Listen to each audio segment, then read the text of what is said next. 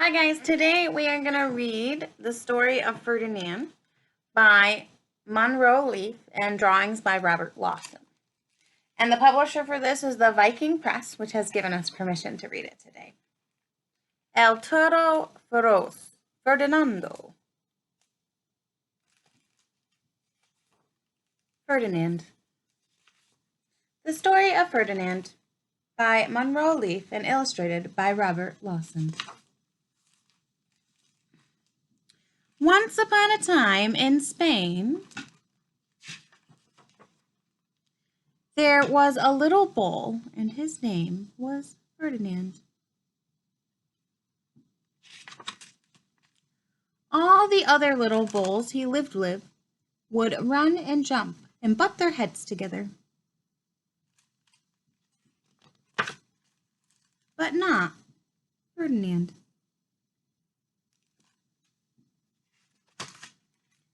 He liked to sit just quietly and smell the flowers.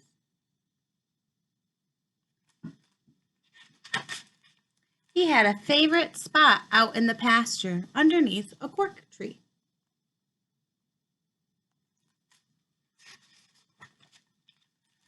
It was his favorite tree, and he would sit in its shade all day and smell the flowers.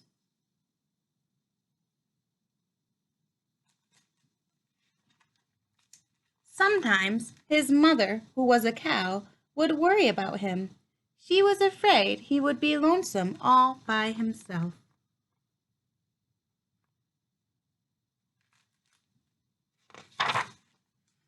"Why don't you run and play with the other little bulls and skip and butt your head?" she would say. But Ferdinand would shake his head. "I like it better here, where I can sit just quietly and smell the flowers."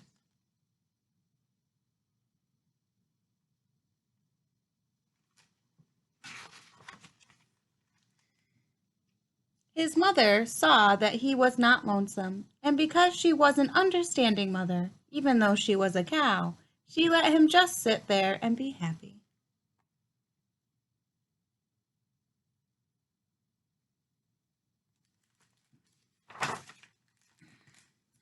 As the years went by, Ferdinand grew and grew until he was very big and strong.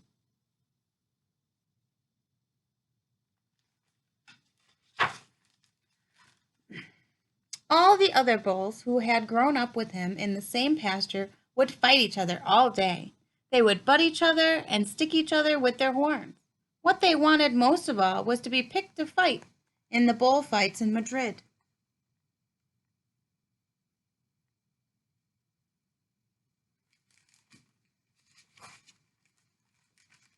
But not Ferdinand.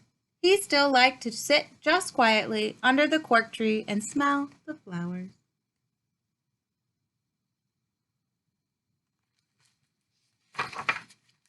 One day, five men came in very funny hats to pick the biggest, fastest, roughest bull to fight in the bullfights in Madrid.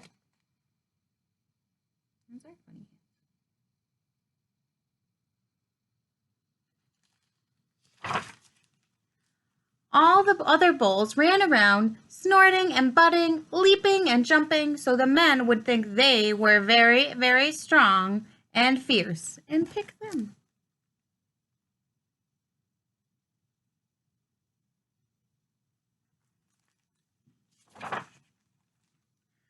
Ferdinand knew that they wouldn't pick him, and he didn't care, so he went out to his favorite cork tree to sit down.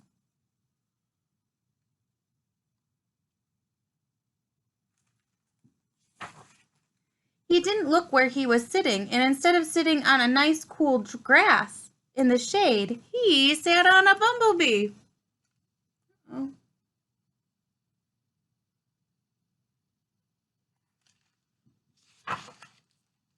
Well, if you were a bumblebee and a bull sat on you, what would you do? You would sting him, and that's just what this bee did to Ferdinand.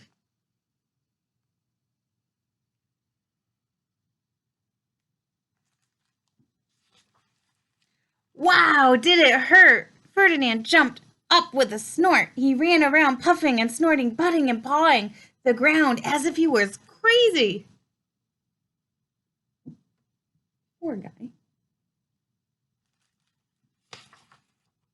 The 5 men saw him, and they all shouted with joy. Here was the largest and fiercest bull of all, just the one for the bullfights in Madrid. Poor Ferdinand. So they took him away for the bullfights in a cart.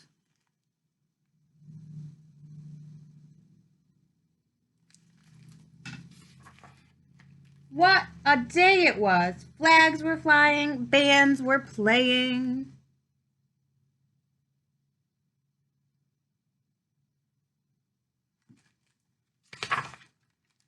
And all the lovely ladies had flowers in their hair.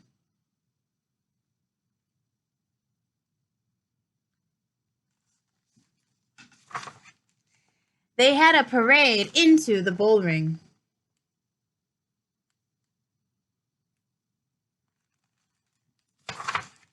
First came the banderilleros with long, sharp pins with ribbons on them to stick in the bull and make him mad. Doesn't sound very nice.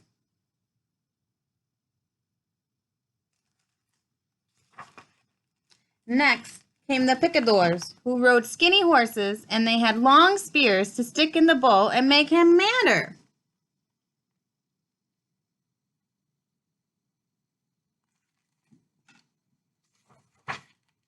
Then came the matador, the proudest of them all. He thought he was very handsome and bowed to the ladies. He had a red cape and a sword and was supposed to stick the bull last of all.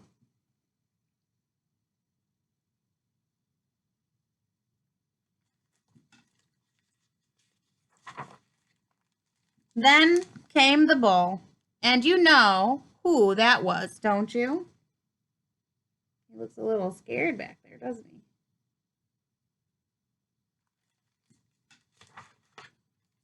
They called him Ferdinand the Fierce, and all the bandoleros were afraid of him, and the picadors were afraid of him, and the matador was scared stiff.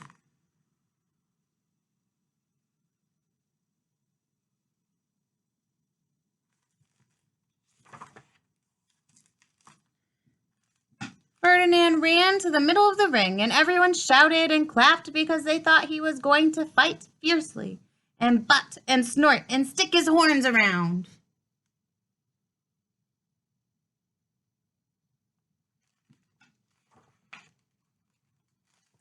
But not Ferdinand. When he got to the middle of the ring, he saw the flowers in all the lovely ladies' hair, and he just sat down quietly and smelled.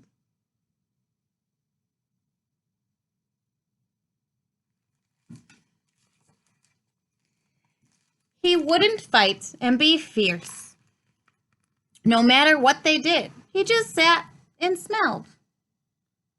And the bandoleros were mad, and the picadores were madder, and the matador was so mad he cried because he couldn't show off with his cape and his sword.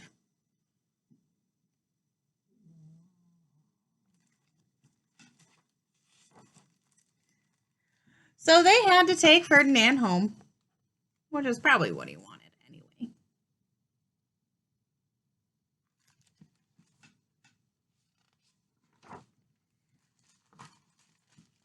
And for all I know, he is sitting there still under his favorite cork tree, smelling the flowers just quietly. He is very happy.